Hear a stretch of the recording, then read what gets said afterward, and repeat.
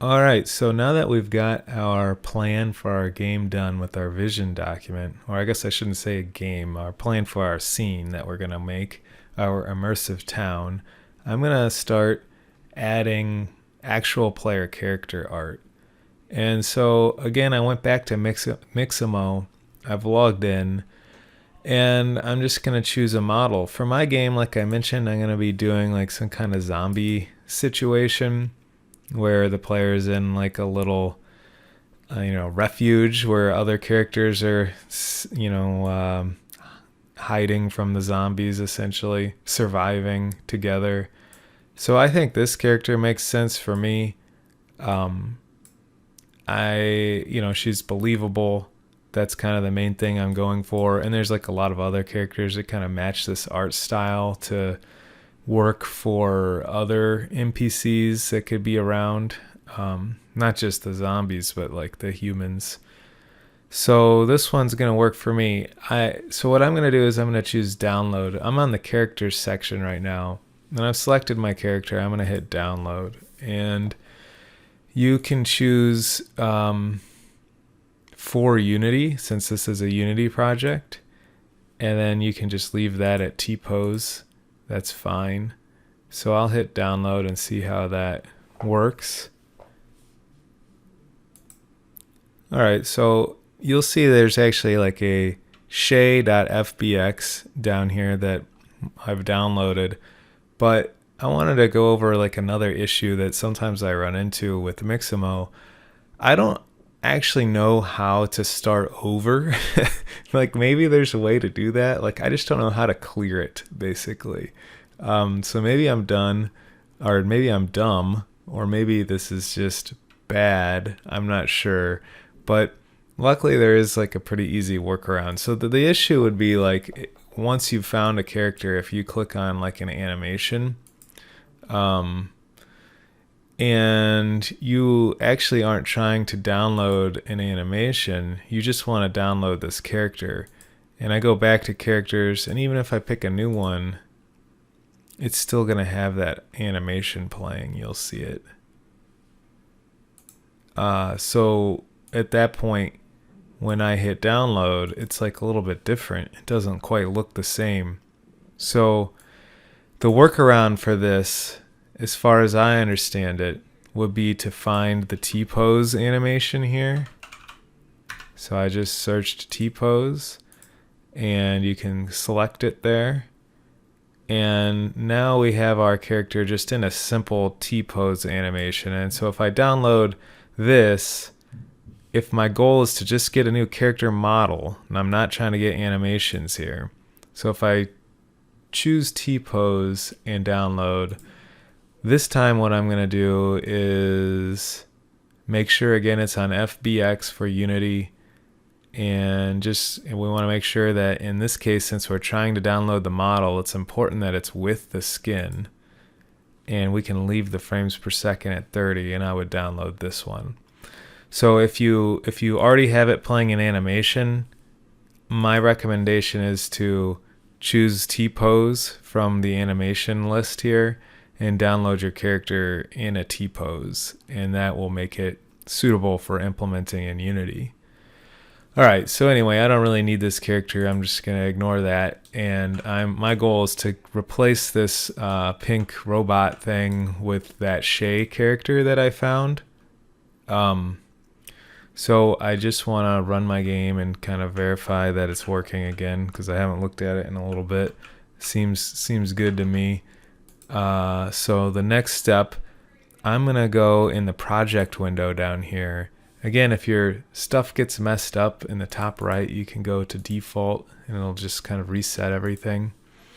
And I'm in the test level. I think that's a good idea to, test your implementation here in the test level. And so I'm going to find in the project window, I'm going to go into assets. I'm going to find models. Here's a little folder called models. Now I made this folder. It's in the template that we started with that we downloaded from GitHub. This isn't just something that's always in Unity, but you can make, it's a good practice basically to make a folder named after the type of asset that is going to be stored in that folder just to stay organized. So then I could subdivide my models between like environment models or props and characters. And so that's where the XBot character is in this characters subdirectory inside of models. And that's where I want these new characters I've downloaded to go. So I'm going to choose show in folder to find my downloads here, and I'm just going to drag it into that characters folder in Unity. And now it's here. And you're going to see that it, like, if I were to drag this model into the game, it has a few problems. First of all, she's like towering. She's as big as the house. And second of all, she has no textures. She just looks like, you know, this like clay statue or something. So we can fix this by, we'll fix these issues one at a time. Let's start with the texture issue. So in my characters subdirectory of models here, I'm going to find the asset. In my case, it's called Shay, and select it. And then in the inspector on the right hand side, you'll notice some tabs here. We want to start by looking at this one that says materials. And what I need to do to fix this issue would be first to extract the textures, and then possibly also extract the materials. So I'm going to start by clicking this extract textures button. And this is a common issue to have on Mixamo. Sometimes it works flawlessly. You don't even have to do this step, but many times you do. So the textures are a different type of asset. So I'm going to go into this is my project name. Here's the assets directory where all the assets have to live. You know, the character model was here in models, but this time I'm dealing with textures. So I've got textures from a different character sitting there. You don't need to worry about that. What I'm going to do is make a new folder to kind of keep this textures directory organized, and I'm going to call this Shay, I guess lowercase because the model's lowercase, Shay textures, and open that up, and I'm going to hit select folder. So I just made a new folder inside of textures to extract these textures to, and probably we'll see it look a little different as soon as it's done. If you get this message about normal map settings, just choose fix now. And so it's 90% there, but we're going to notice some craziness, like see your eyeballs look kind of wild, and if you look carefully, there's like parts of her that are transparent that shouldn't be, essentially, like this side of her. One thing I'm going to do to make this a little easier to look at is just toggle the visibility of that grid off so that it's not kind of affecting the way I see the scene. Another thing you could do if you want, you could turn toggle the lighting on and off, or even toggle the effects, which I think is this one.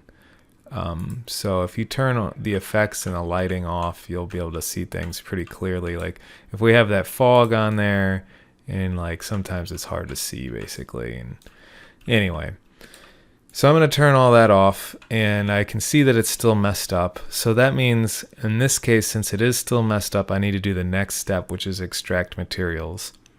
So sometimes you won't have to do this, but if you have the weird issue where you can see their eyeballs through their face and through their hair, and there's this transparency problems, you have to extract the materials as well. So inside of my assets directory, I've also got a folder already set up for materials. Oh, look, I have this, I've done this before. So that's why this already exists. But anyway, I'm going to go ahead and extract the Shay materials into this folder called Shay materials if you won't have a folder already made, so you would just right click and choose a new folder and make one named after your character, and then extract the materials.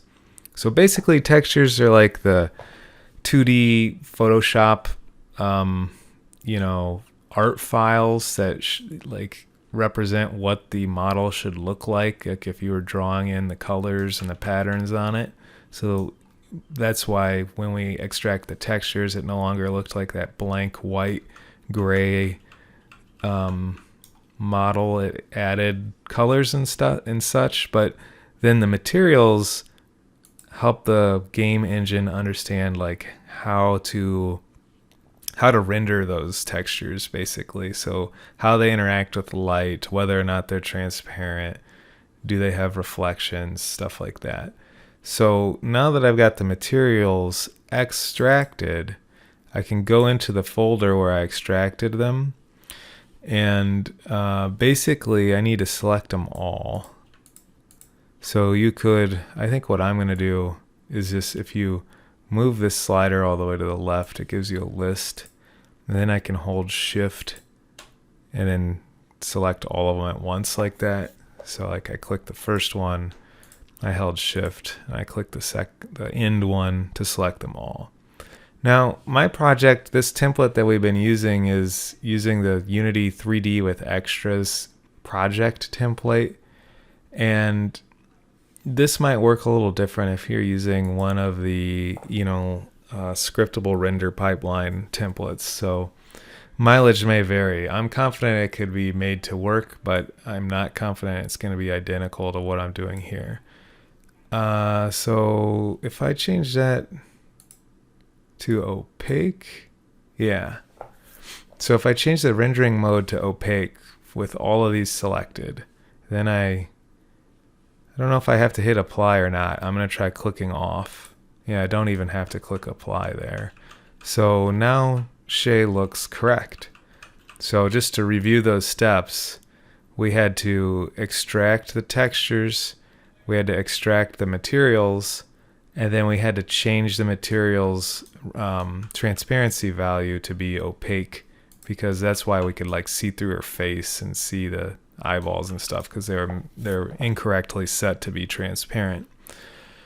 All right, so the other issue with this model with Shay is that Shay has she's way too big. We want Shay to look closer to that size. That's like the normal character size, which is like, somewhere around this is 2 meters. So 2 meters would be like a pretty tall person. It's kind of typical in a video game, I guess, to think of 2 meters as like a pretty normal size for character height. So we want Shay to be more in line with that. So what I'm going to do with Shay is just change her scale. So I clicked on her game object, to get her in here to begin with. If you remember, she's in my character models folder here, and I just dragged that model in, right? Now that I fixed the materials, it's going to look correct every time. I don't need 2 Shays, but I'm going to click on the instance of Shay that I put in here and change her scale to 0.5. And that looks like pretty much closer to what I was hoping to get. My advice would be to scale this character how you want before you go forward with the next step. If you're not quite sure, what you could do is you could choose the scale tool. And if you use the center one, what you don't want to do is like scale it on one axis only. So you want to use, if you click on this middle one here, you can drag and kind of get Shay, however you want.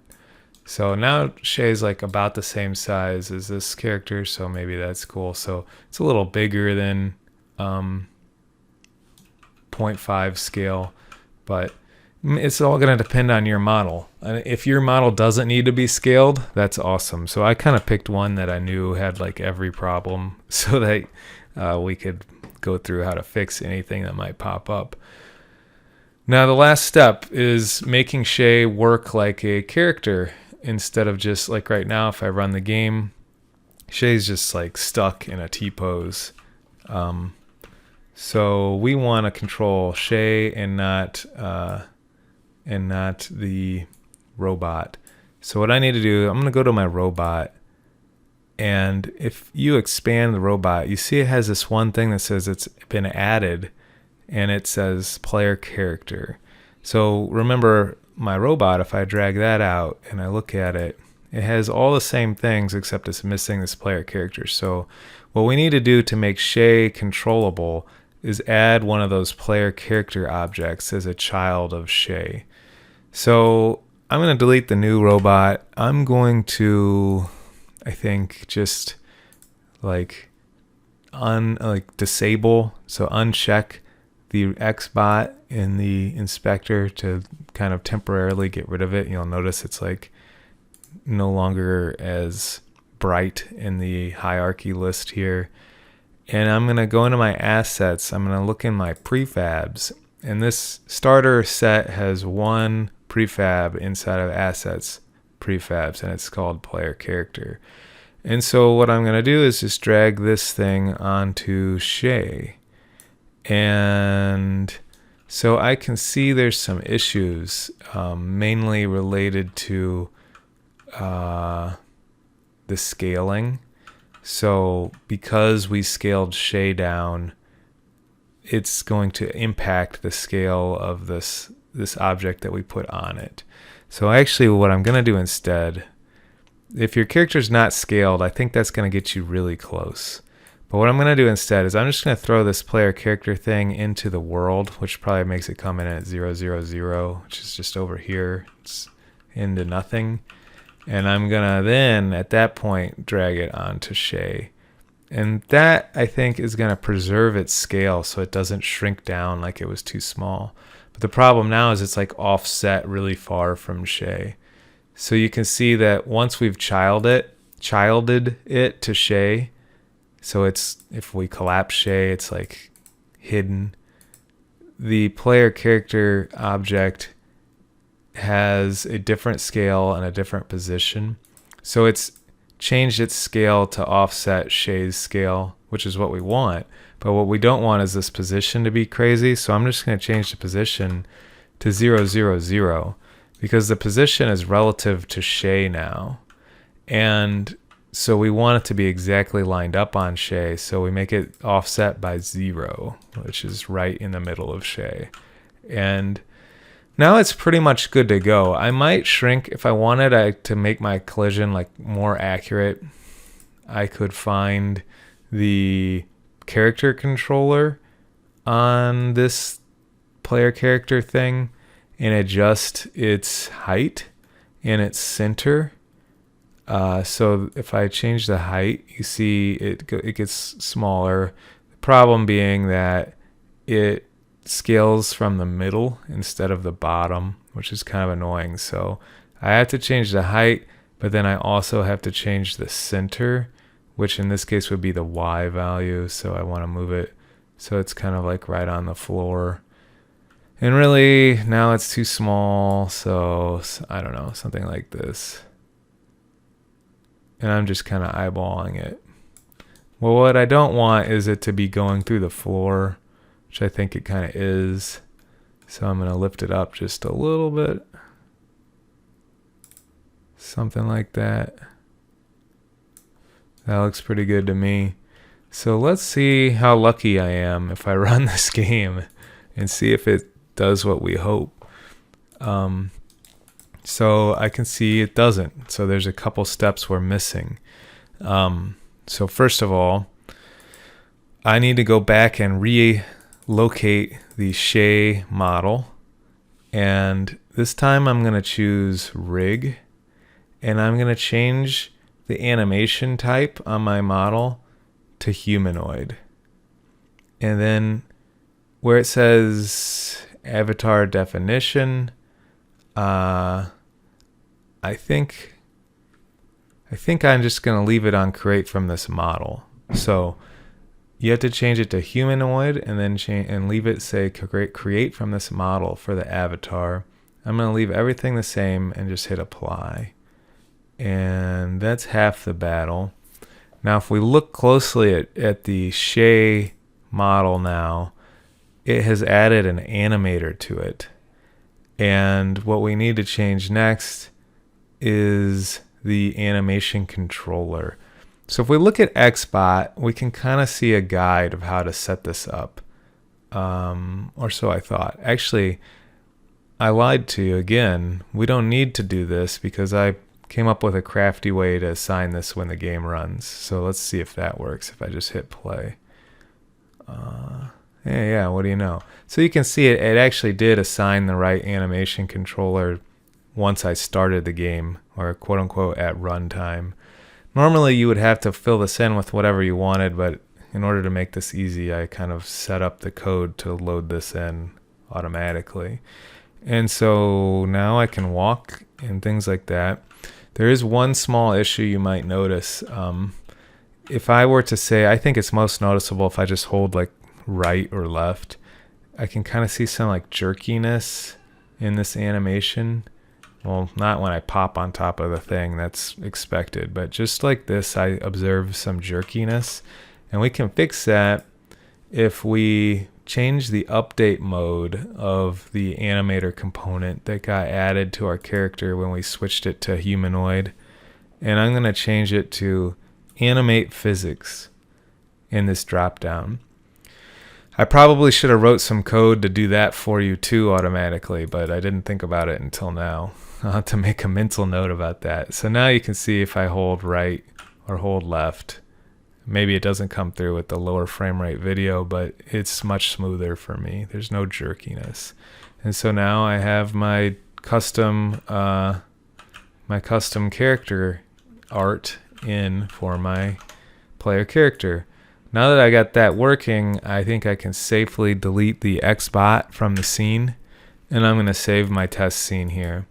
I'm going to try not to mess up my test level too much, to deviate too far from it, so that I just always have this like kind of clean test environment. But I think this is fair to put in the new character player art here. Makes sense to me. All right, cool. So we got our custom character art in. I'll see you in the next video.